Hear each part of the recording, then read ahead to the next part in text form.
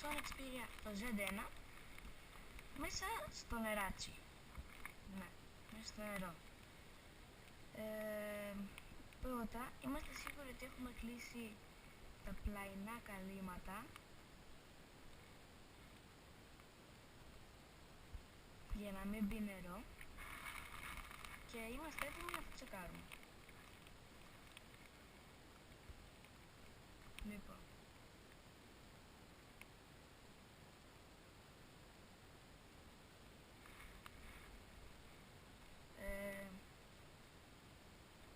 όπως βλέπουμε δεν μπορούμε να κάνουμε τίποτα.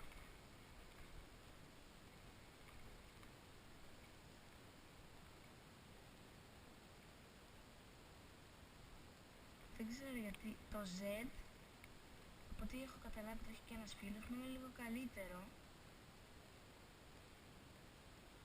What the fuck? Μισό λίγο να το καθαρίσουμε.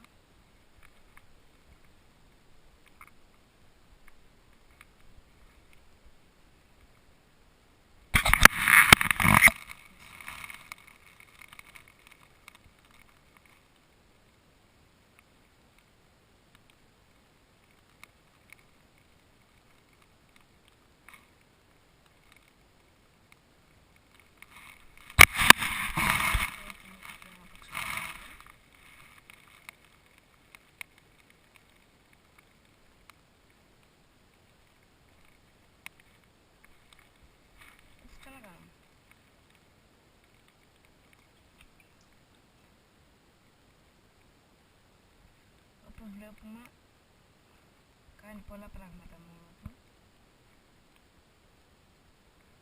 Για να ξέρετε, έχω ακούσει ότι όταν είναι μέσα στο νερό, δεν πρέπει ποτέ να πατάμε το κουμπί του volume.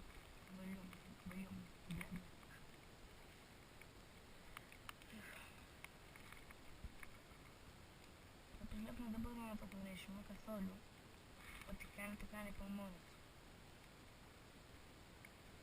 Οπότε εδώ πέρα πατάμε.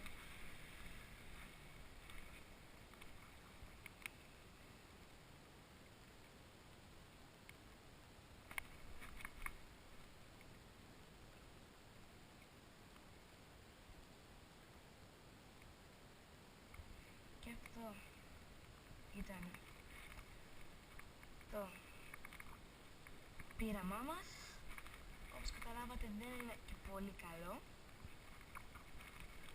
Οπότε, τι να κάνουμε, Z1 sorry, αλλά είσαι πολύ καλό, αλλά όχι τόσο.